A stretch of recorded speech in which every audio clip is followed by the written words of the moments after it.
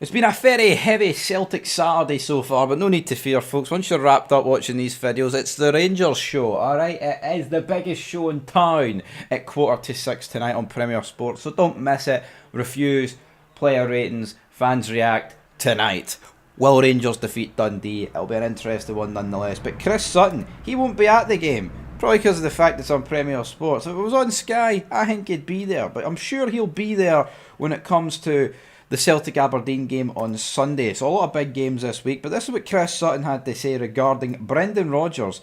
As he says, if Celtic don't match Rodgers' ambitions in time, then it's Terminado, and I'd just be about done with it too. That's the headline. But what did he say in his column on the Daily Record?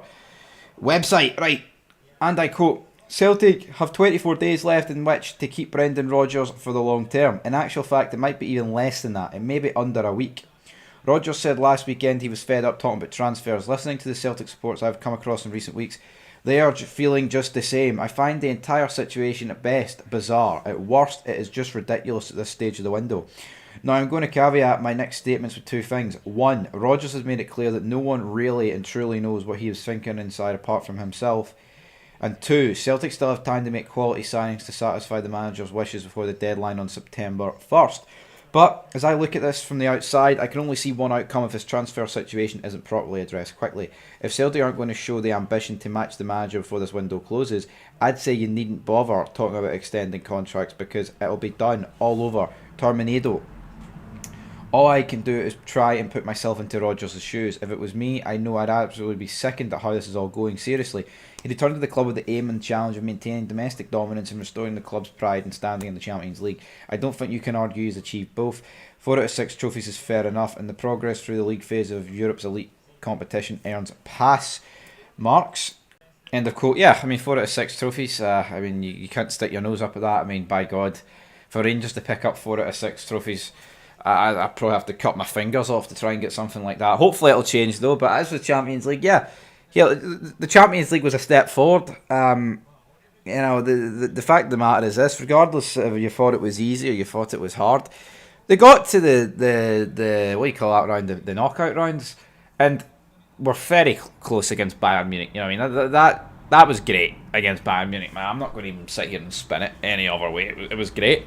It's a missed opportunity because, you know, fuck knows what happens if you take them to extra time. But yeah, the Bayern Munich stuff was great. But if you look at the games that Celtic got, I think what Celtic ended up doing in the end is almost what you would expect Celtic to do. No, I think that's what you'd have almost expected them when it was drawn.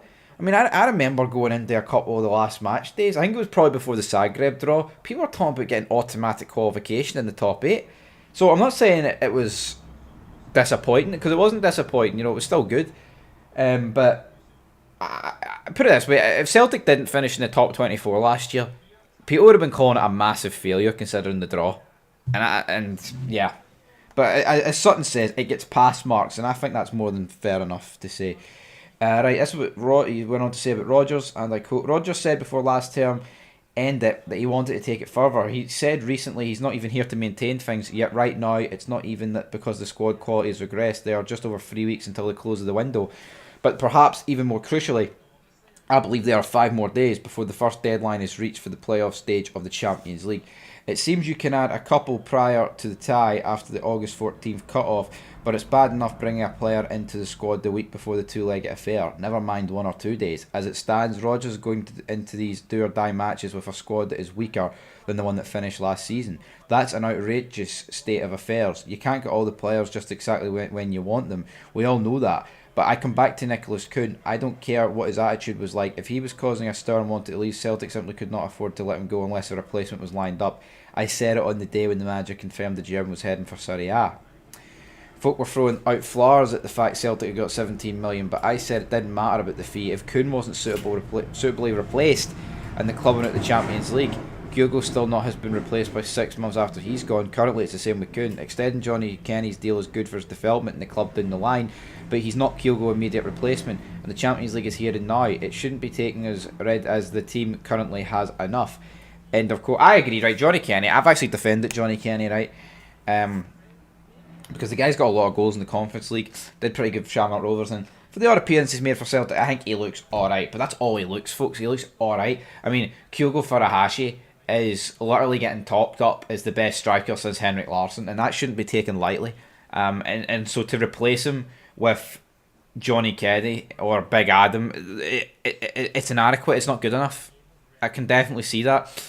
You know, what Celtic really needed to do, I mean, you sold Kyogo for 10, alright, oh, you brought Jota back for 10, right, brilliant, but Celtic needed to be spending, like, 8 million or something on a striker. Like, Kiffsgarden, he went to Norwich for 6.9. There's no excuses. There's literally no excuses why Celtic couldn't have brought him in. None. Absolutely none. Absolutely hee-haw. He went on to say, and I quote, "Do Celtic just think they're going to cruise through his tie against Slovan Bratislava or Kairi Almaty? No disrespect to St Mirren, but they're as good as those two teams, and Rodgers' men only just scrambled past the Paisley side last Sunday. Listening to some of the talk post-match, the suggestion is, despite trailing from the first leg, the Slovaks are still slight favourites to progress and meet Celtic. Sure, you can look back to their meeting 11 months ago when Rodgers' team walloped them in Glasgow on the opening night of the league phase, but things can change, and why take unnecessary risks? You don't have to tell me what can happen when you face a team from Bratislava. On paper, we were better than Art Media 28 years ago and smashed them 4-0 in the second leg. Unfortunately, we had one of those abysmal nights where you can't legislate for the first leg, got done by 5 minutes of the competition.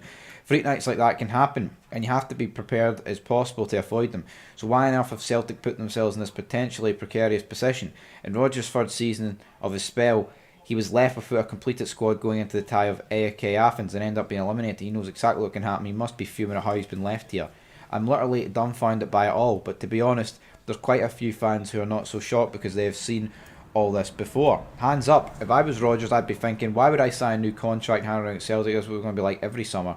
Now, like I said, Celtic might pull a few rabbits from hats over the next few days or the imminent 3-week period to bolster the squad and add the quality and depth it clearly needs, but it's going to have to be something highly impressive now, and no matter what gets said publicly, you have to wonder what the manager's thinking deep inside. That, as he says, only he really knows. End of quote.